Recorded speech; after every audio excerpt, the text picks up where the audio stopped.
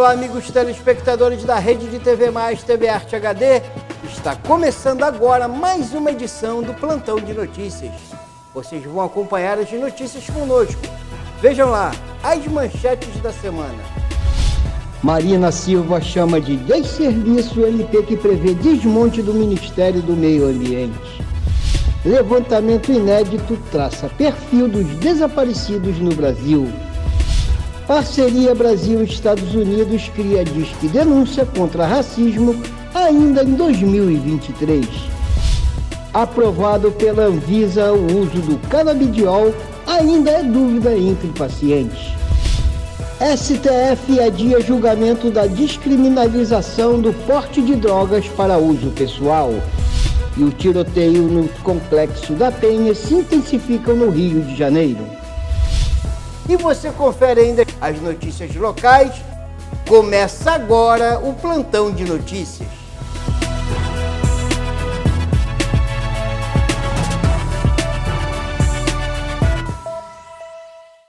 A ministra do Meio Ambiente, Marina Silva, classificou como desserviço à sociedade a proposta da medida provisória da reorganização dos ministérios, que prevê a retirada de órgãos da alçada da pasta comandada por ela. Em audiência com os deputados, a ministra Marina Silva falou sobre as propostas da pasta do Meio Ambiente e Mudança do Clima para os próximos 4 anos. A ministra destacou que o maior desafio do governo é promover uma agenda de desenvolvimento sustentável. Não apenas a sustentabilidade do ponto de vista ambiental que é necessária, mas a sustentabilidade econômica. A sustentabilidade política, a sustentabilidade social, a sustentabilidade cultural. Sobre a Amazônia, a ministra destacou o potencial de produção de recursos hídricos da floresta e afirmou que 75% da economia da América do Sul está relacionada, de alguma maneira, à produção de água na Amazônia. Nós somos um país com muitas vantagens comparativas. E nós precisamos transformar essas vantagens comparativas em vantagens competitivas. Sobre o desenvolvimento da agricultura, Marina Silva disse que o Brasil tem tecnologia e conhecimentos suficientes para ampliar a produção sem aumentar o desmatamento e que o governo vai investir na agricultura de baixo carbono. Você se cadastra, você começa a tomar algumas medidas e você já está dentro do programa. É o básico. A partir do momento em que você consegue alguns passos à frente, você consegue ser 2A. Aí você passa a ter uma espécie de redução dos juros. Se você consegue chegar no nível de ter a rastreabilidade da tua cadeia produtiva, a certificação do teu produto, você passa a ter uma redução de juros ainda maior. A ministra defendeu que o cadastro ambiental rural e a política de resíduos sólidos devam continuar sob a gestão do Ministério do Meio Ambiente e Mudança do Clima. O Congresso Nacional aprecia nesta semana a medida provisória que reestruturou a esplanada dos ministérios e o relator da medida, o deputado federal Isnaldo Bulhões, propôs mudanças sobre o funcionamento destes programas. Será um erro estratégico para a agricultura brasileira, tirar o cadastro ambiental rural do Ministério do Meio Ambiente, do Serviço Florestal Brasileiro e levá-lo para o Ministério da Agricultura. As delegacias brasileiras registram quase 200 pessoas desaparecidas por dia. O maior número de casos é de adolescentes negros. Há 27 anos, Ivanise espera todos os dias pela volta da filha. Ela desapareceu quando tinha 13 anos, a poucos metros de casa. A angústia da espera e a dificuldade em sensibilizar as autoridades motivou Ivanise a criar um movimento, o Mães da Sé, que ajuda na busca por desaparecidos. Ao longo de quase 3 décadas, ela concluiu que o poder público trata as vítimas como se fossem culpadas. Os números mostram que os homens são a maioria, mais de 60%, e que quase 30% são adolescentes entre 12 e 17 anos.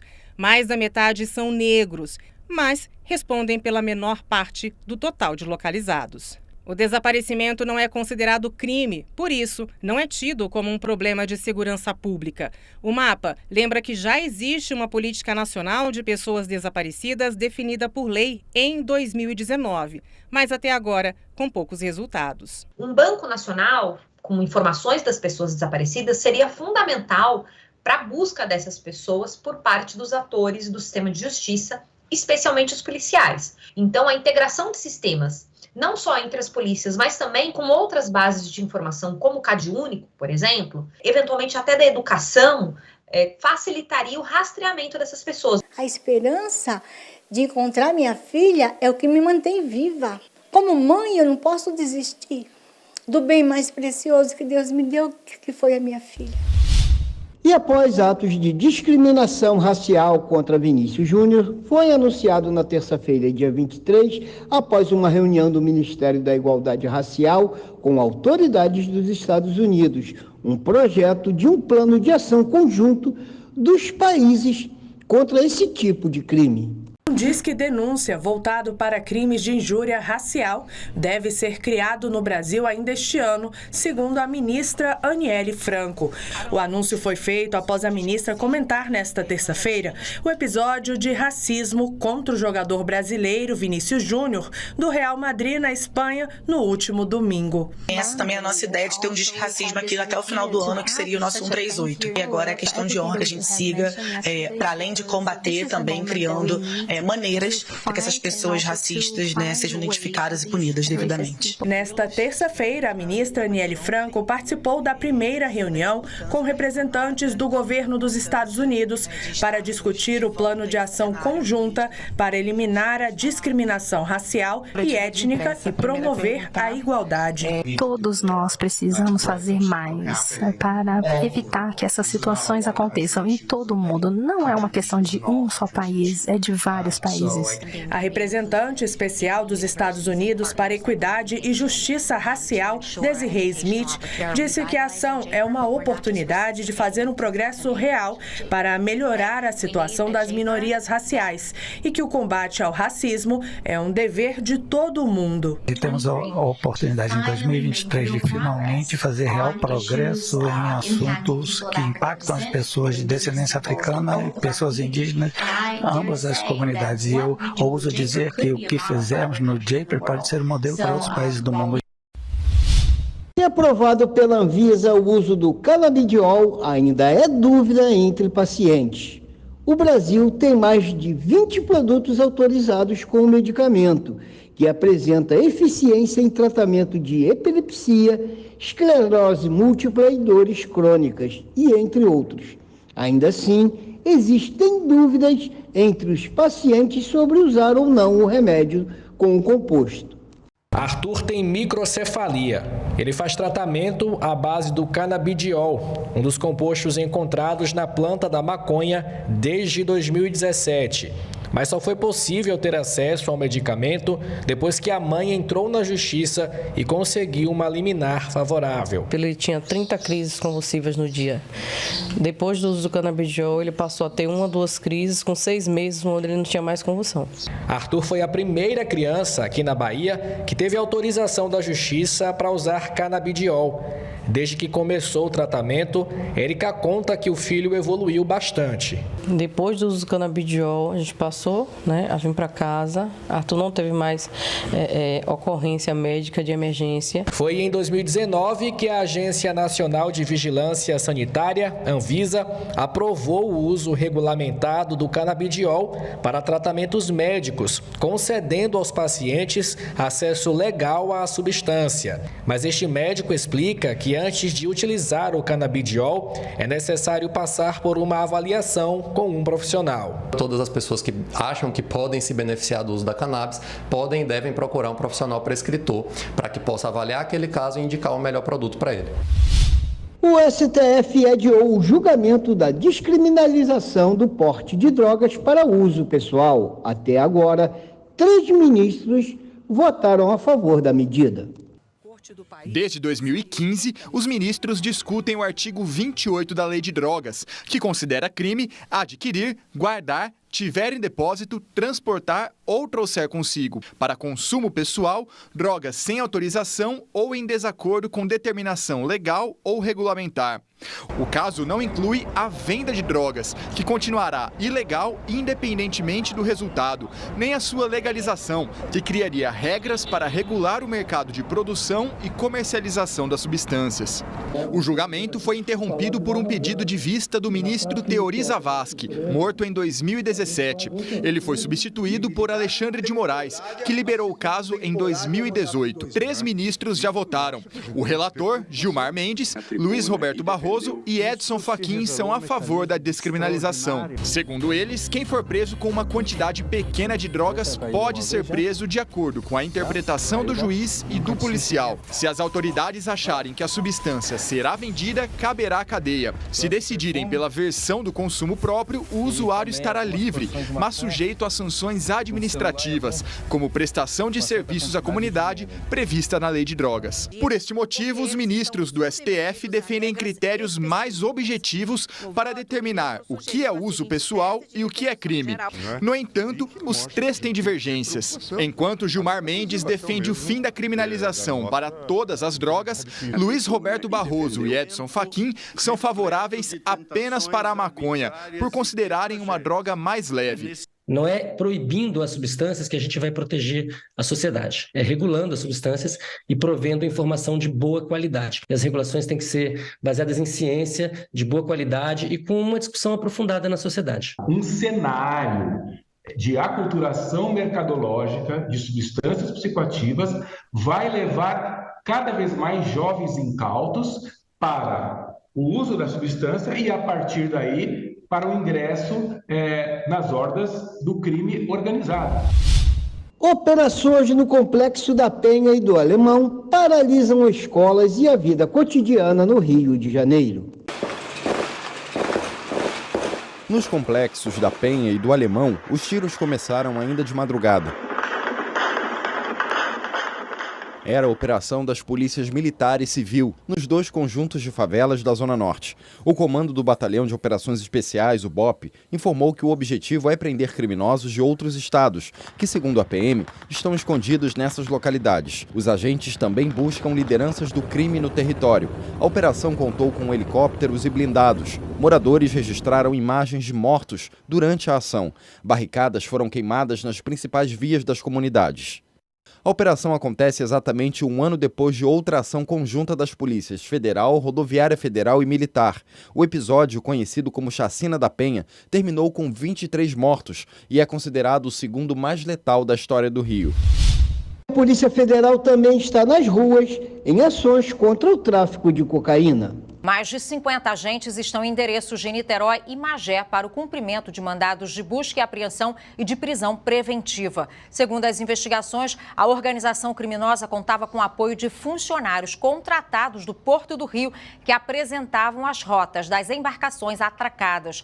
2 dos alvos são mergulhadores profissionais que, ainda de acordo com a PF, eram responsáveis por ocultar a droga nos cascos dos navios. No decorrer das investigações, cerca de 1 tonelada da droga foi apreendida. O nome da operação, Novos Rumos, se deve ao fato da principal facção criminosa do estado apresentar aí uma nova frente de atuação no tráfico internacional de entorpecentes.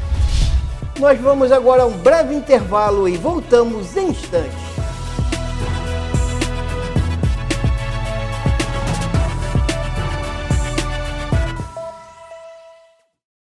Qual é o seu plano para hoje? Maratonar uma série? Se divertir com a família? Jogar com dezenas de amigos? Seja qual for o seu plano, a SumCity tem o melhor plano e o melhor preço para você. Internet 100% fibra ótica de 150 MB até giga conexão a partir de R$ 89,99. Não perca essa oportunidade. Ligue 10353 e assine agora mesmo a SumCity. Para você, lata. Para ele, casa. Para você, pneu usado. Para ele, academia. Para você, garrafa. Para ele, maternidade. O que para você é lixo, para o mosquito da dengue é um luxo. Deixe seu quintal sempre limpo e acabe com as mordomias do Aedes aegypti.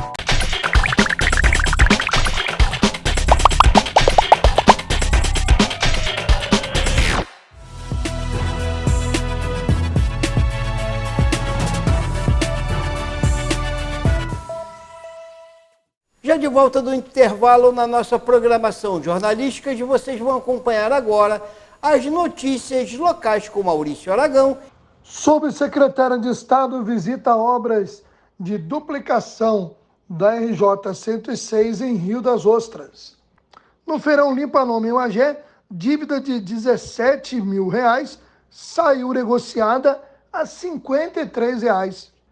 Guapimirim é uma das cidades, assim como Rio das Ostras, com vagas no programa Mais Médicos. Teresópolis faz chamamento para empresas de transportes turístico e passeios. O subsecretário de Estado de Infraestrutura esteve em Rio das Ostras, visitando as obras da RJ que liga a cidade à vizinha Macaé. Durante a manhã da última terça-feira, 23 de maio, o subsecretário de Infraestrutura e Cidades do Estado do Rio de Janeiro esteve em Rio das Ostras. Junto com engenheiros, técnicos e do prefeito Marcelino Borba, o subsecretário Bruno Boareto pôde acompanhar de perto o andamento da obra de duplicação da RJ 106. Exatamente, que hoje é uma região de desenvolvimento, né? Graças a Deus, muito importante para o nosso estado. Essa obra tem uma importância gigantesca, estava conversando com o prefeito agora. Hoje um trecho aí entre Rio das Ostras e Macaé, que dá para fazer em 15, 20 minutos. As pessoas por anos, por décadas, estão levando aí mais de hora. Então, a gente tem certeza que caminhando para encerrar, entregar esse trecho, vai faltar muito pouco. Vamos estar trabalhando a sensibilidade do nosso governador, né, de todas as pessoas envolvidas, para estarem finalizando, porque o município de Rio das Ostras é um município parceiro, é um município que pega junto, né, na figura do nosso prefeito Marcelino. Então a gente tem essa certeza de que o governo do estado hoje está trabalhando muito para melhorar a vida das pessoas. Magé realizou o feirão Limpa Nome. Para se ter uma ideia, segundo a prefeitura, houve a negociação de uma dívida de mais de R$16.600, que acabou sendo negociada por R$53. Mas vale lembrar que o feirão continua esta semana, né, esteve nesta quinta-feira em Piabetá, o segundo dia do feirão Limpa Nome, que prosseguiu até às 17 horas dessa quinta-feira. Estaremos em breve divulgando o balanço da prefeitura sobre essa ação feita em conjunto com entidades de crédito do estado do Rio de Janeiro. E, é claro, do governo estadual. Guapimirim e mais 38 cidades do estado do Rio de Janeiro estão incluídas entre as que receberão profissionais contratados pelo governo federal através do novo programa Mais Médicos. Podemos destacar entre as cidades ali de Guapimirim, que tem 5 vagas disponíveis para os profissionais contratados através do programa. Também a cidade de Rio das Ostras, que terá 6 profissionais. Também Petrópolis com 6, Nova Friburgo com 12, entre outras cidades. Para lembrar que o edital foi publicado na segunda-feira e as inscrições dos médicos interessados começam nessa quinta-feira, dia 26, e vai até o dia 31.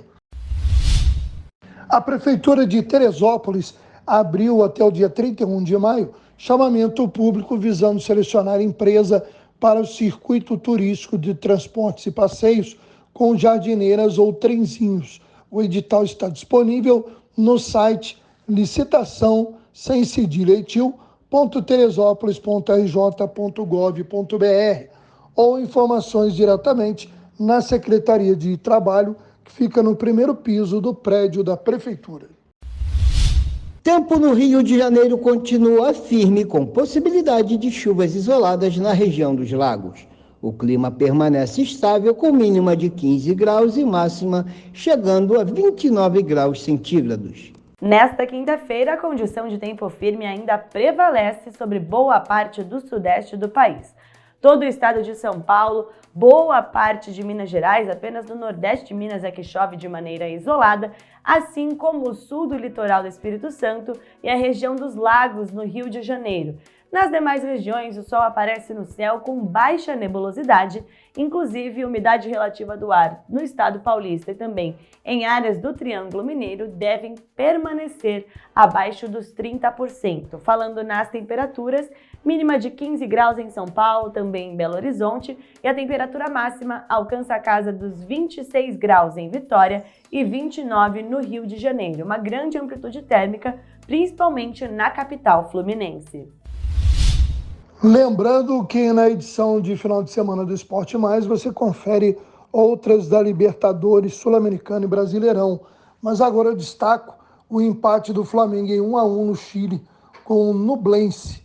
O Flamengo chegou a marcar 1-0 através do Gabigol, o Gabriel Barbosa, mas sofreu o empate com o Jorge Henriques em jogada individual no segundo tempo.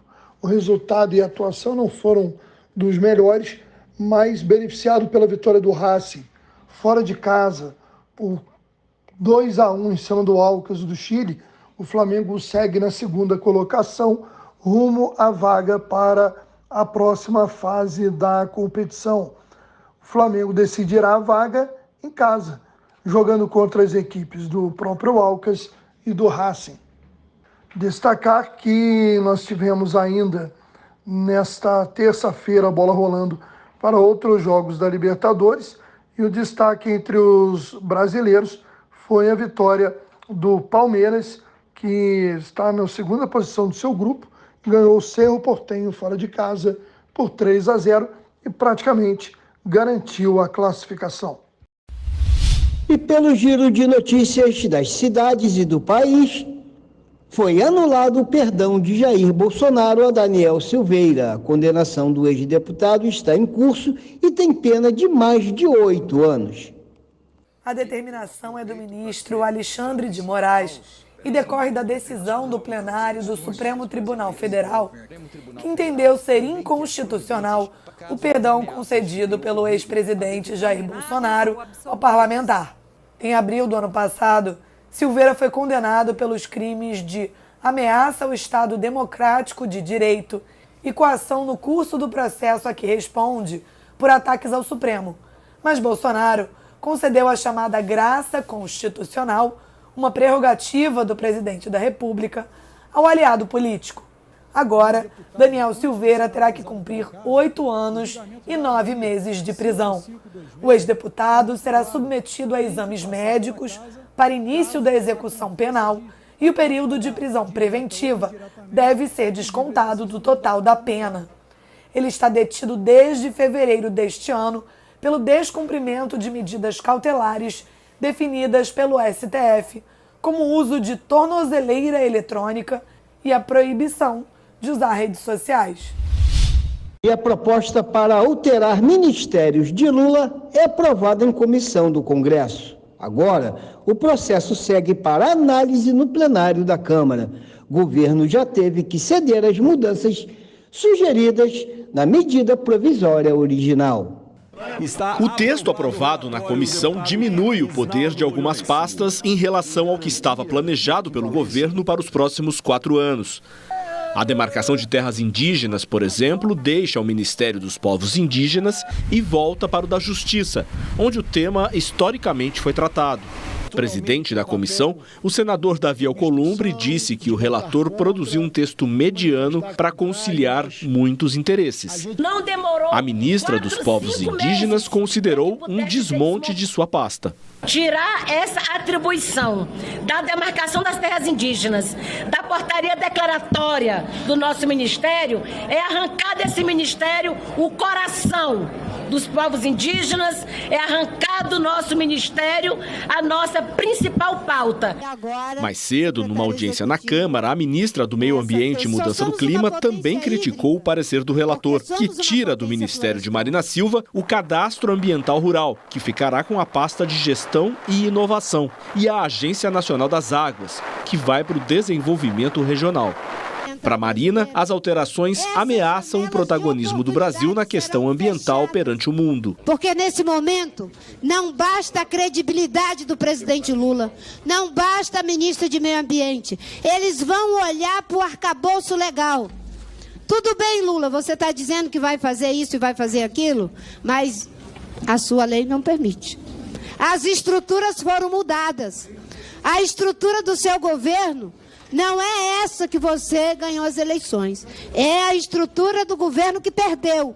O líder do governo no Congresso, Randolfo Rodrigues, admitiu que o relatório não é o desejado pelo governo. A política é essa, é a arte de reivindicar o ideal e conquistar o possível. O governo gostaria de 100% do texto da MP original. Não há divisão no governo. O governo é só um. O presidente da República se chama Luiz Inácio Lula da Silva. Eventuais textos, eventuais termos da medida provisória que estiverem em desacordo com o que foi encaminhado pelo presidente da República, obviamente será objeto do crivo do presidente da República, conforme prevê a Constituição, e de eventual veto. Esses foram os fatos relevantes do nosso plantão de notícias. Estamos terminando mais esta edição, agradecendo a todos vocês que nos acompanham através das redes sociais e no canal 57 da Sumicity. Principalmente os nossos agradecimentos à nossa equipe técnica, nos despedindo até a próxima edição.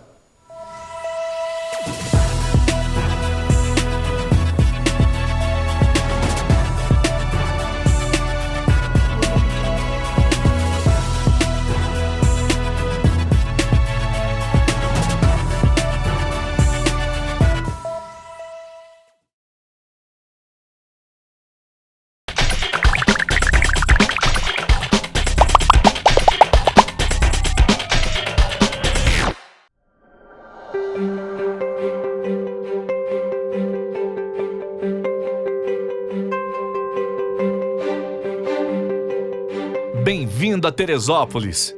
Primeiro lugar no Prefeito Empreendedor Sebrae 2022 e primeiro lugar no ranking Cidades Empreendedoras Sebrae Rio de Janeiro 2019.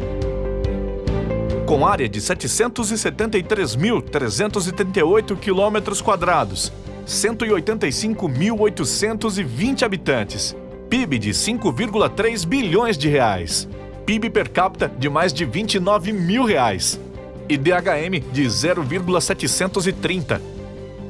Localização privilegiada. Capital nacional do montanhismo.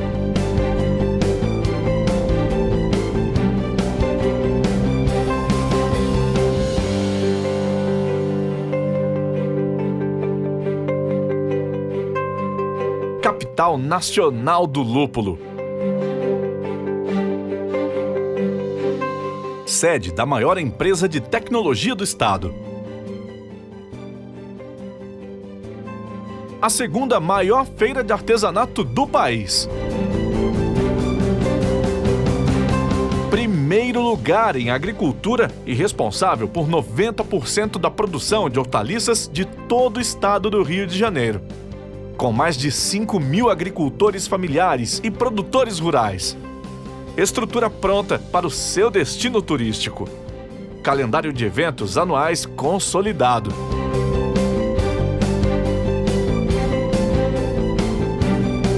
Polo de educação, pública e privada, empreendedora e inovadora. A cidade mais segura do estado do Rio de Janeiro.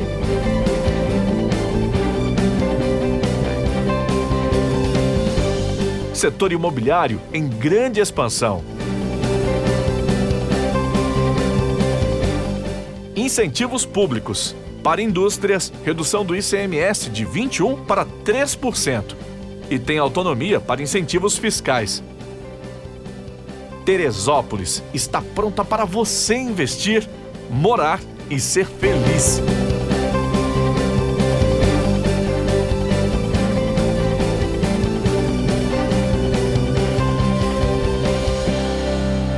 Invista em Terê. Prefeitura de Teresópolis.